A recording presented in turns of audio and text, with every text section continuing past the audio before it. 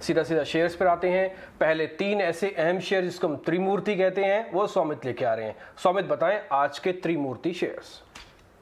त्रिमूर्ति में पहले तो हमें state own oil marketing companies और रिलायंस इंडस्ट्रीज पे फोकस रखना होगा। इसके 3 कारण हैं। पहला तो ये है कि जो सिंगापुर ग्रॉस रिफाइनिंग मार्जिन है, जो कि एशिया का बेंचमार्क है, वो $16.2 पर बैरल के आसपास ट्रेड कर रहा है। अब अगर आप मार्च महीने के एवरेज के सामने देखेंगे तो करीब 50% ज़्यादा के लेवल पे ये ट्रेड कर रहा है। सेकेंड रीज़न ये है कि जो पिछले 14 दिनों में हमने रिटेल फ्यूल प्राइस में हाइक देखा है, वो करीब 8.4 रुपीज़ पर लीटर का हो चुका है। अब इसके कारण क्या हो रहा है कि जो ग्रॉस मार्केटिंग बिजनेस है इन कंपनीज़ का, उसमें थोड़ा उनको प्रॉफिट तो नहीं, एटलीस्ट लॉसेस कम होने शुरुआत हो गए हैं अभी, क्योंकि कंपनीज ने प्राइसेस बढ़ा दिया। और उसी के कारण उसके अलावा अगर हम देखते हैं तो ब्रेंट क्रूड अपने पीक से भी $104 प्रति बैरल के लेवल पे आ चुका है। तो ये तीनों फैक्टर्स काफ़ी पॉजिटिव है रिलायंस इंडस्ट्रीज़ के लिए और state own oil marketing companies के लिए।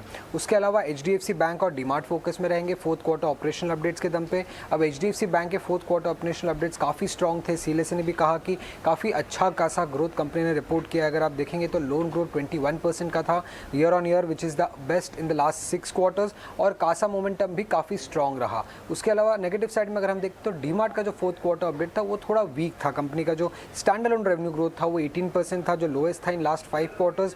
रेवेन्यू पर स्टोर भी डिप किया करीब 2% से, और ये पहली बार नेगेटिव आया है पिछले 6-5 क्वार्टर में। कंपनी का जो स्टोर गाइडेंस अपडेट था वो काफ़ी स्ट्रॉन्ग था, बट जो कंपनी का सेम स्टोर सेल्स ग्रोथ हो सकता है वो नेगेटिव हो सकता है। और इसके पीछे का कारण जो थर्ड वेव ऑफ कोविड-19 था फोर्थ क्वार्टर में वो था।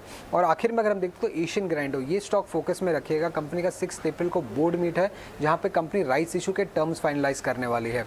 करीब 500 करोड़ का राइट्स इशू कंपनी रेस करने वाली है, और जो कंपनी फंड्स रेस करेगी वो एक्सपेंशन में डिप्लॉय करेगी। अब पिछले 8 महीनों में ये दूसरा राइट्स इशू कंपनी ला रही है। पहला राइट्स इशू लाया था 225 करोड़ का, और उसमें तब जब राइट्स इशू का प्राइस अनाउंस किया था वो 40% डिस्काउंट पे था, और जो फंड्स यूटिलाइज किए थे वो डेट रीपे करने के लिए यूज़ किए थे। तो ये सेकंड राइट्स इशू है कंपनी का, और क्या टर्म्स रहते हैं वो जानना इंपॉर्टेंट रहेगा। 6 अप्रैल को कंपनी का बोर्ड मीट है। श्योर सौमित, शुक्रिया ये सारे के सारे त्रिमूर्ति शेयर्स हमें बताने के लिए। तो oil marketing and distribution company, साथ ही Q4 अपडेट जो कंपनी की आई हैं, और एशियन ग्रेनाइट, ये है हमारा आज का त्रिमूर्ति सेगमेंट, और इन स्टॉक्स पर खास तौर से हमारी नजर होगी। लेकिन चलिए